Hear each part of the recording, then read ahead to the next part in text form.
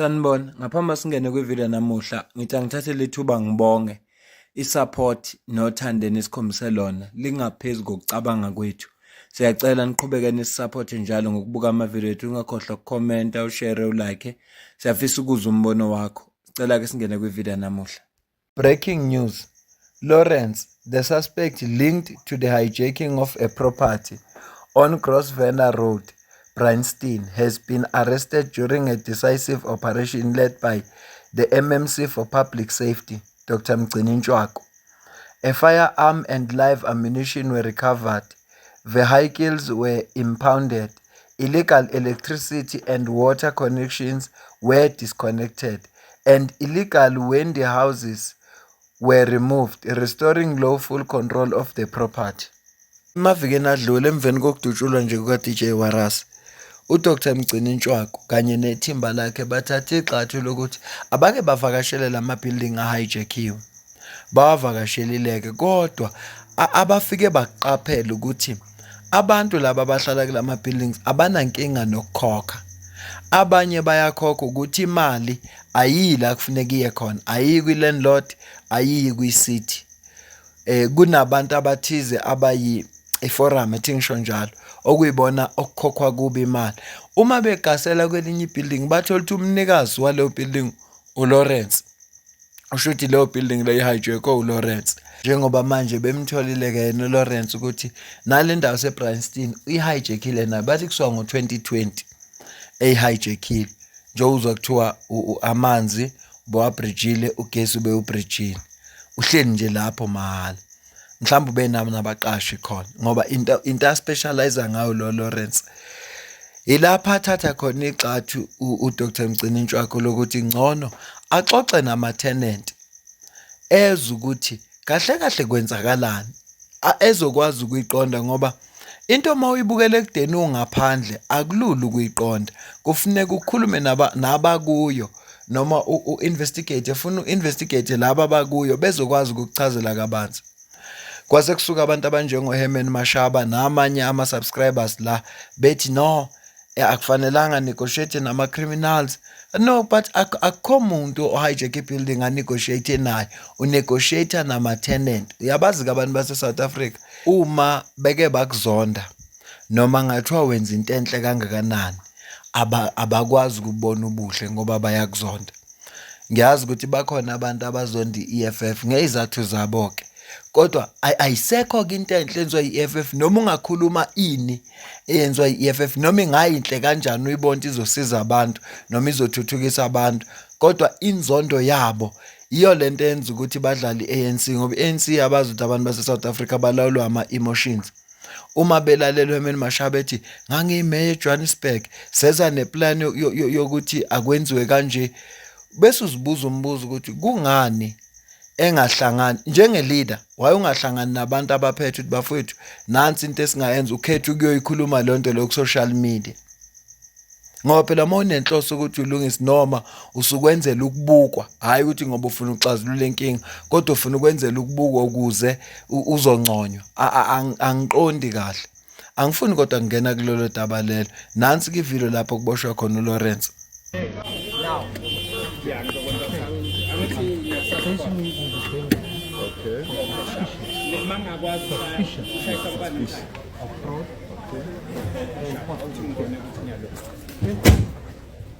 You have the right to remain silent.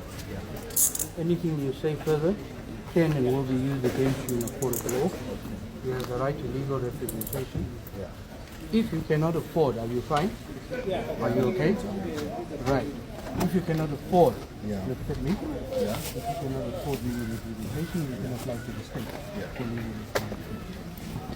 Do you understand the right? Yes, to I me? understand. Look at me. No, I hear you. Do you understand the right that I can make?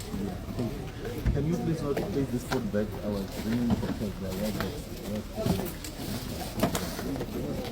It's going to be rotten. Okay. Bro, make sure everything is every bag, everything. I want to, if there's something else, there's something else. It'll be fine. Okay. But you understand. No. Umbona nje lana bebesamazi samalungelo wakhe ngoba wonke umuntu unamalungelo futhi amaphoyisa kungayiphutha ukuthi kungathiwa yakubopha engazange azakutshele ngamalungelo wakho. So bekukhombisa khona ukuthi uyaboshwa ngempela kuLawrence. Mhlambe ujwayele ukwenza kwenzeke lokhu. Mhlambe unamaphoyisa besebenzisana nawo. Mhlambe kunabantu abathize aziyo ukuthi bebemlekelela. Ukuthi nje ngoba umthetho waseSouth Africa umthetho waseSouth Africa. Singezwe kusasa sekuthiwa uphumile lo muntu. Nayo ke into ebuhlungu nje ngayo yonke lento. Futhi uma uconnected noma unemali amathuba ukuthi ungaboshwa ay mancane eSouth Africa.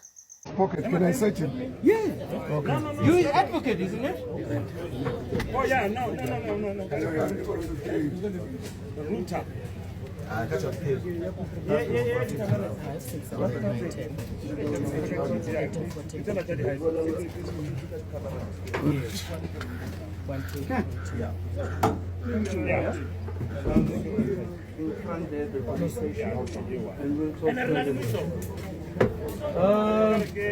Rams.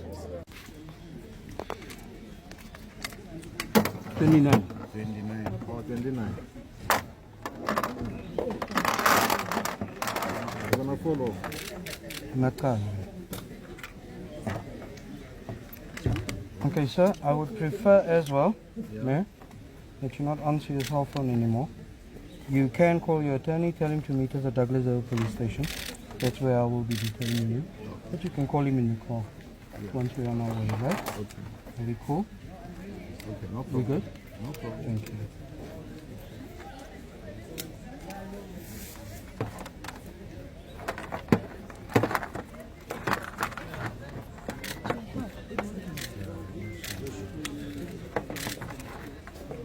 Did you need help? Good. Kind of. Allowed to. Nah, let me rather deal with it, yeah? Never touch the bullet like this. Yeah, and I don't want you to touch one now. You know, not today. No, me too. Thank you. That's all good. All good. So ke sibhamu sakhe lo Mlisa neinhlamvu lezi ezitholakele. So siyazi ukuthi iprocess ihamba kanjani. Sizobhukwa lesibhamu sithathwe siye kwiballistic la siyohlolwa khona ukuthi awekho na amanye amacala alinked kuso. Mhlawumbe unayo license asazi. Kodwa nje zonke izinto lezi ezizovela enkantolo. Kodwa nje into esiyaziyo ngomthetho waseSouth Africa ukuthi umuntu ofika abanjwe kahle kanje afike enkantolo akhulule futhi kakhulukazi mayenemali ezoba nommeli ostrong uyakwazi ukuthi afike aphunyule enkantolo. Ngoba sikhuluma udaba lolu hijack kwama building ngibona ukuthi asithi ukuthinta kancane kulolu daba lika DJ Warras. Uzokhumbula ukuthi ngoLwesibili uMajolo kuyena osolakalayo kuleli cala lokubulawa ka DJ Warras uvelile phambi kwenkantolo. Into ehambe phambili ukuthi bambuzile ukuthi njengoba wayekhala ukuthi amaphoyisa amshayile ucela ukusuka kaDokotela amaphoyisa amsile na kwaDokotela. Kodwa kuvezile ukuthi amaphoyisa amuse ngomsombuluko okusho for the past 11 days bohamgqumile nje labo ambeke khona amuse ngosuku lika 12 kwaDokotela. Mhlambe besebenza ngoba sekusondele ukuthi aye enkantolo noma bebebalekela ukuthi akafike esengconywana kulokushawa lokho ayekhala ngakho kasazi ngoba vela amaphoyisa ke esikhathini esiningi maye kubambile efuna iqiniso ayakushaya ukuze nje ulikhuluma iqiniso ngoba asikho isigebengu mangathi nje siyakhuluma kahle. Asikho isigebengu ngathi nje ngoba sekufika amaphoyisa bese siyacula sithi ha mina ngenza ukuthi nokuthi kodwa umuntu ufika lapha acula khona ngoba sewathe ukumbamba miyeka amaphoyisa. Lokho ayakwenza amaphoyisa ukunje phela mayifika enkantolo aphikalale ngomhlanje ngenxa ukuthi abantu banamalungelo noma sazi ukuthi ayakwenza lokho. La khona laselhlehlela ke umhla ka13 lapho khona bezokhuluma udaba lebail.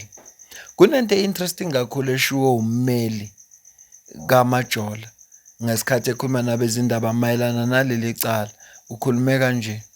We understand that he faces a charge of premeditated murder. I understand that would be a Schedule 6. So next week, the onus will be on you whether or not to prove it is in the interests of justice for Mr. Majola to be released. I do confirm that he's facing a charge of premeditated murder, which falls under Schedule 6. meaning therefore we should prove exceptional circumstances that is in the interest of justice that he should be released on bail. Obviously, this accused was not arrested at the crime scene, was not arrested on the same day of the incident, and at arrest nothing illegal was found in his possession. And as far as the concern as of today, there's nothing that links this particular accused to this particular matter. Safe to say, there's a statement by one of the co-accused whose charges were withdrawn to say that now she links this Mr. Majola to this particular crime. Except for that, the state has no prima facie case against the accused, and therefore believe that there are exceptional circumstances that he should be released on bail. Balekile lento eshiwo ngummeli la ukuthi okokuqala abambophanga kwi-crime scene. Okwesibili ayikho into abayitholile kuye engekho semthethweni. Futhi awekho amanye amacala anawo angaphambilini. Okumenza ukuthi ke uma ummeli kwazile ukukhuluma kahle kungenzeka uMajola ayithole ibail. Ave balekile lento eshiwo ngummeli. Ezinye zezinto lezi azobe ezikhuluma lapha enkantolo. Okubhlungu ukuthi nje amaphoyisa awakaze ayidedele i-footage. Nathi njengamalungu omphakathi sizibonele ngoba kwathiwa bathatha abantu kodwa ngathi udubulile uphethe isibhamu. Namanje bathi amaphoyisa athembe istatement esibhalwe umsolwa le abamemthathe nawo uMajola. Later on ba withdraw ama charges against lo msolwa loyo. Kodwa bancike noma bathembele kwi-statement salo msolwa loyo. Ya interesting kakhulu le ndaba. Ngicela uzwe la. Time. We have only seen your client, Mr. Majola, in the dock. Maybe tell us a bit more about him, his background, and of course, his plea. First things first, I have instructions from him to pass his sincerest sympathies and condolences to the family of Mr. Warwick Stock, otherwise known as DJ Waras. He understands that the family needs justice. As attorneys, we have a responsibility not only towards our clients, but towards the public as well. Obviously, the public is interested in knowing and understanding as to what is happening with this matter. So to answer to your question, from the beginning, there were two accused who were arrested on this matter, one of whom charges were withdrawn against. And on that basis, we are of the view and we are convinced that the state has no prima facie case against this particular accused. This matter was postponed to Tuesday the 13th of January for purpose of bail application. Accused before the court is facing a charge of premeditated murder. We all know that if someone is charged with premeditated murder, it means that there was prior planning. So what we know is that when this matter was placed on the court roll from the beginning, the state actually struggled to place this matter on the court roll due to lack of evidence. They took almost 5 hours or so discussing the matter with the prosecution to gather evidence to actually place this matter on record. Remember, when one says on a Saturday that will arrest a suspect on a Monday, it means therefore they're already under pressure to arrest. And at all costs, they arrested somebody. And then now the charges against whom the lady against whom the charges were withdrawn actually is alleged to have made a statement. That statement which the police actually wants to use to link this particular accused to the crime. However, that particular lady actually denied in front of the police in my presence that she made a statement implicating this particular accused on this matter. Miningi imibuzo sinayo mayelana nalolu daba ngoba babili abasolwa vele okwathiwa amaphoyisa abathathile for questioning. Kwathiwa futhi bayachajwa. Kodwa mase sekuvela enkantolo kuvela umsolo yedwa kanti amaphoyisa ayithe bathatha abasolwa. Sona nje kusekuningi okusasididile ngalolu daba esadinga ukuthi amaphoyisa asitshele iqiniso lonke nje lenzekayo. Kodwa ngiyasola mina ukuthi amaphoyisa abe under pressure abona ukuthi yazini akube khona umuntu azombopha ukuze lolu daba lungeze ukuphuma esandleni. Ngilo okucatshangwa yimi ke lokho angisho ukuthi kunjalo. Ngikusho lokho ngenxa yento esho ummeli umzwile nawe kanti vele nawe nje uma umuntu ozilandelayo noma olandelayo lolu daba uyayizwa lento ukuthi kwathiwa basolwa ababili kodwa mase sekuvela enkantolo kuvela umsolo yedwa lo wesibili asisezwa lutho ngaye and manje uyezwa kuthiwa ungowesifazane so kuningi nje okusazovela sizozwa ke ngomhla ka-13 uma ebuyela lapha enkantolo uMajola sizwe mabameli babethule mabebeka izethulo zabo ukuthi bazothini ikakhulukazi into enginterested kuyo ukuze state ukuthi odabeni labo mabe oppose indaba yebail bazothini bona yiziphi izathu abazothi uMajola kangatholi ibail ngazo iyona into engifuna ukuyizwa bonile udadewabo ka DJ Waras angeze ukuyifaka ivideo yakhe la ngoba ukhala inyembezi yazi umndeni ufuna ubulungiswa kodwa sengathi ngingaboshwa abantu okuyibona bona benza lesenzo esibhlungu kangaka kungaboshwa abantu abarong lokho nje ngikufisayo futhi ngiyafisa sengathi namaphoyisa singawanika ithuba elanele lokuthi akwazi uku-investigate ngoba ukwenza izinto under pressure kuyahlupha kuyakwenzisa namaphutha amaningi mina nawe asidibane kwivideo elandelayo ngiyabonga